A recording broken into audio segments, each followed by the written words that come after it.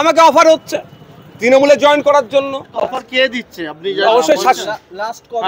অবশ্যই শাসক দলে যারা আছে তারা লাস্ট যেদিনকে আমাকে অ্যারেস্ট করে সেই দিনকে আমি বিধানসভায় গিয়েছিলাম। আমি নামটা পাবলিকলি এখন ডিসক্লোজ করবো না। সেদিনকে আমি বিধানসভায় গিয়েছিলাম, আমার স্ট্যান্ডিং কমিটির একটা মিটিং ছিল। সেই সময় আমাকে শাসক দলের এমএলএ দ্বারা বোঝানো বলবেন বা অফার বলবেন বা ভয় দেখানো সবটাই হয়েছে, কিন্তু কোনোটাকে আমি পাত্তা দিচ্ছি না। মানে বিধানসভার অন্দরে? হ্যাঁ, বিধানসভার ক্ষেত্রে। নির্বাচনের আগে কি এটা হাতিয়ার করতে চাইছে? মানে দেখুন, আপনাকে বলি, আমার সাথে পেরে উঠতে পারছে না। আমার নামে একাধিক ধারায় একাধিক মামলা দিয়েছে। কদিন আগে আমাকে 24 ঘন্টা আটকে রেখেছিল। এই সমস্ত অ্যাডভোকেটস যারা আছেন, ইনাদের মধ্যে ছিলেন আরও অ্যাডভোকেটসরা আসে, আমাদেরকে জামিন করিয়েছে। তো আমাকে আটকাতে পারছে না। তাহলে কি হবে? সামাজিকভাবে আমার যে রেপুটেশন তৈরি হয়েছে, আমি যে মানুষের পরিষেবা দিচ্ছি, জাত ধর্ম বর্ণের ঊর্ধ্বে গিয়ে মানুষের পাশে দাঁড়াচ্ছি, এটাই শাসকের ঈর্ষার কারণ হয়ে দাঁড়িয়েছে। আমাকে অফার হচ্ছে তৃণমূলে জয়েন করার জন্য, আমাকে নামে মিথ্যা মামলা হচ্ছে। সবটাই যখন আমি প্রত্যাখ্যান করছি, আমার সাথে আর কোনো অ্যাঙ্গেল থেকে পেরে উঠতে পারছে না। পাবলিক পারসেপশন আমার সম্পর্কে এতে খারাপ হয়, পাবলিক ডোমিনে আমাকে এই ধরনের মিথ্যাচার করা হচ্ছে। আমি একটা কথা বলি, আমি 30 কোটি টাকায়, আমি এমন ক্যামেরা বলছি, নিলে 3000 কোটি টাকা নিয়ে আর আমি ভাববো, যদি ভাবি নেব না। ওই 30 কোটি টাকা আমার বাড়িতে, আমার হাতে ধুলো। আমার বাড়িতে প্রত্যেক বছর 1 কোটি টাকা শুধু কাঠ পুড়াই আমরা, কাঠ রান্নার জন্য। কোন ক্যামেরা বলছি, 1 কোটি টাকার কাঠ লাগে আমাদের বাড়িতে, যে ভক্তবিন্দুরা আসে তাদের খাওয়ানোর জন্য। 30 কোটি টাকায় নৌসাদ হাত দেবে? 3000 কোটি হলে তাও আমার ভক্তরা বিশ্বাস করতো যে তাহলে এটা হতে পারে, তাও বিশ্বাস করবে না। আমি প্রসঙ্গক্রমে বলছি 3000 কোটি কেন? একদিকে আমার মিনিস্ট্রির অফার আছে, সেটাকে আমি সরিয়ে দিচ্ছি, আর আমাকে 30 কোটিতে আমাকে আটকে রাখবে? এই গল্পর জবাব আমাদের যারা উকিল সাহেবরা আছেন তারা কোর্টের মাধ্যমে নেবে। দেখুন, আমাকে তো অবভিয়াসলি তৃণমূল থেকেই তো আমাকে সবসময় করা হচ্ছে, চলে আসো। এখন নতুন একটা ট্রেন্ড শুরু করেছে, আপনার সিটটা বাঁচিয়ে রাখতে হবে, আপনি দিদির সাথে যোগাযোগ করুন। আর আমি উত্তর দিয়েছি সেটা মিডিয়ার মাধ্যমে বলছি, দ্বিতীয়বার যে বিধায়ক হতেই হবে এই লোভ লালসা আমার মধ্যে নাই। আমি এতটুকুই বুঝি, আমি জেলে যখন আমাকে 42 দিন রেখেছিল, আমি শহীদ গোপীনাথ সাহার জীবনী জেলের মধ্যে পড়েছিলাম। তিনি 19-এর কোটা পার হয়নি, দেশের জন্য জীবন উৎসর্গ করেছিল। ফাঁসির কাঠে তিনি গিয়েছিলেন, তার জীবনী আমি ক্ষুদিরামের জীবনী অনেক আগে পড়েছিলাম, কিন্তু প্রেসিডেন্সি জেলেতে গিয়ে শহীদ গোপীনাথ সাহা, আমার জেলার মানুষ, হুগলি জেলার মানুষ, তার জীবনী আমি পড়েছি। আর স্টেজে সেটা বলি, আর বাস্তবেও তিনি 19-এর কোটা পার হয়নি, আমার এই 30 কোটা জাস্ট ক্রস করছি, 30-এর কোটাতে আমি জাস্ট এন্টার করেছি। সুতরাং আমাকে এই কিনতেও পারবে না, মিথ্যা মামলা দিয়ে আমাকে আটকাতে পারবে না। অবশ্যই শাসক দলে যারা আছে তারা লাস্ট যেদিনকে আমাকে অ্যারেস্ট করে সেই দিনকে আমি বিধানসভায় গিয়েছিলাম। আমি নামটা পাবলিকলি এখন ডিসক্লোজ করবো না। সেদিনকে আমি বিধানসভায় গিয়েছিলাম, আমার স্ট্যান্ডিং কমিটির একটা মিটিং ছিল। সেই সময় আমাকে শাসক দলের এমএলএ দ্বারা বোঝানো বলবেন বা অফার বলবেন বা ভয় দেখানো সবটাই হয়েছে, কিন্তু কোনোটাকে আমি পাত্তা দিচ্ছি না। মানে বিধানসভার অন্দরে? হ্যাঁ, বিধানসভার ক্ষেত্রে। পারি না, আমি আইনি ভাষায় প্রতি উত্তর দিচ্ছি এবং আইনের মাধ্যমে সরকার সাহেবের কাছ থেকে জানতে চাইছি, কবে, কোথায় 500 টাকার নোট না 1000 টাকার নোটের ব্যান্ডেল ছিল, নিয়েছি, কার মাধ্যমে নিয়েছি, কোর্টকে এসে জানান। আমি ক্রিমিনাল সাইড থেকে মামলা করেছি। আমি আমার ওনার বক্তব্য, আমার মানহানি হয়েছে, সামাজিকভাবে আমার রেপুটেশনে আঘাত লেগেছে, সুতরাং তাকে এসে জবাব দিতে হবে। আইন বিচার ব্যবস্থার ঊর্ধ্বে কেউ নয়, যা তা বলে বেরিয়ে যাবে, আমরা চুপ করে থাকবো নাকি? মিথ্যা মামলা আমার নামে 19টা মতো দিয়েছে, সেটা মাথায় নিয়ে লড়াই করছি।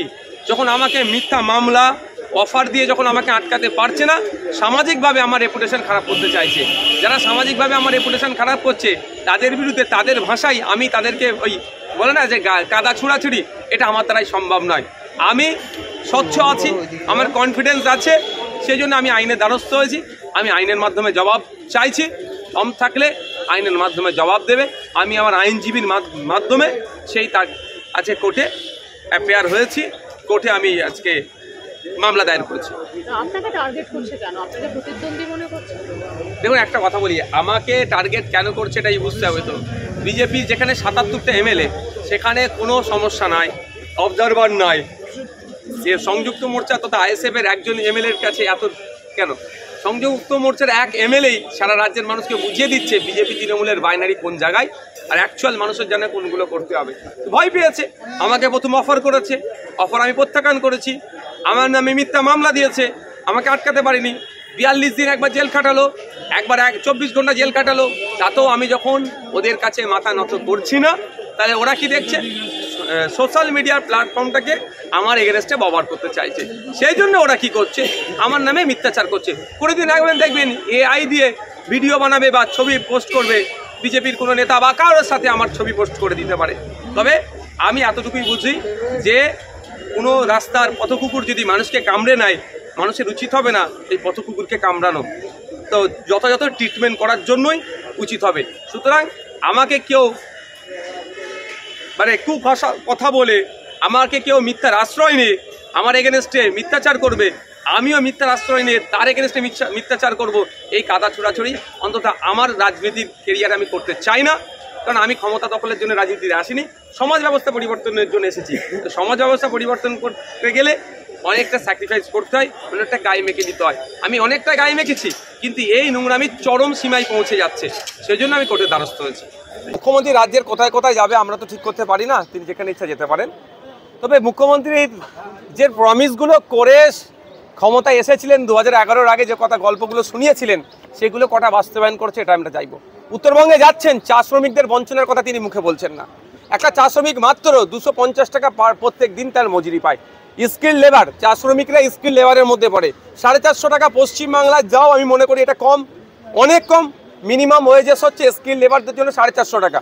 আর সেখানে মুখ্যমন্ত্রী বারবার, আমরা উত্তরবঙ্গে গেলে উত্তরবঙ্গ, আমরা এক কথা যেটা জানি, চা শ্রমিক হিসাবে, চা বাগান হিসাবে তাদের শ্রমের মূল্যায়ন হয় না। প্রায় 2016 থেকে 2024 প্রায় 15 থেকে 16 বার ত্রিপাক্ষিক মিটিং হয়েছে, কিন্তু চা শ্রমিকদের মিনিমাম ওয়েজেসটুকু এটা ঠিক করতে পারেনি। শুধু ওখানে গিয়ে গল্প শোনালে হবে না। চা শ্রমিকদের জন্য যে আবাসের ব্যবস্থা করা হয়েছে, ঠিক জানুন পায়রা থাকার টোঙের মতো হয়েছে। এইগুলো নিয়ে কেউ চর্চা হয় না, শুধুমাত্র তাদের কাছে যায়, তাদের সাথে একটু কথাবার্তা বলে, আবার চলে আসে। এতে হয়তো পারসেপশন চেঞ্জ করার চেষ্টা করলেও এতে হবে না। আর চা শ্রমিকরাও না বিজেপি না তৃণমূল, এই 2026-এর ইলেকশন আসছে, এই দুটো শক্তিকে পরাস্ত করবে। মুর্শিদাবাদের বিধায়ক আব্দুল রহিম বক্সি, তিনি মালদার বিধায়ক আব্দুল রহিম বক্সি, তিনি রাজ্যের অন্যতম আর এক বিরোধী দল বিজেপি নেতাদের অ্যাসিড মারার হুমকি দিলেন। দেখুন, নেতাদের মুখে যদি এই ধরনের অবাঞ্ছিত মন্তব্য হয়, তাহলে সাধারণ কর্মী যারা আছে তারা তো অ্যাসিড মেরে দেবে। বিজেপি নেতারা অনেক ফুল বকছে। আব্দুল রহিম বক্সি সাহেবদের দল এখন শাসন কার্যে আছে। কিভাবে শুভেন্দু অধিকারী পার পেয়ে যাচ্ছে পশ্চিমবাংলায় 1.5 কোটি রোহিঙ্গা আছে বলে, যেখানে সেন্ট্রাল গভর্নমেন্ট সুপ্রিম কোর্টে অ্যাফিডেভিট দিচ্ছে 40,000-এর একটু বেশি রোহিঙ্গা সারা ভারতবর্ষে আছে, সেখানে 1.5 কোটি শুধু পশ্চিমবাংলায় কি করে থাকে, চরম অনৈতিক কথা বলছে। কিন্তু এই কথার জবাব অফিসিয়ালি বা পশ্চিমবাংলা সরকারের পক্ষ থেকে বা তৃণমূল কংগ্রেসের পক্ষ থেকে খণ্ডন করছে না। ওই কিছু আব্দুল রহিম বক্সি, কোনো জায়গায় শওকত মোল্লা, কোনো জায়গায় জাহাঙ্গীর খান, কোনো জায়গায় কাজল শেখদেরকে দিয়ে এর উত্তর দিয়ে যাচ্ছে, মানে বাইনারি পলিটিক্সটাকে আরো ভালো করে তৈরি করছে।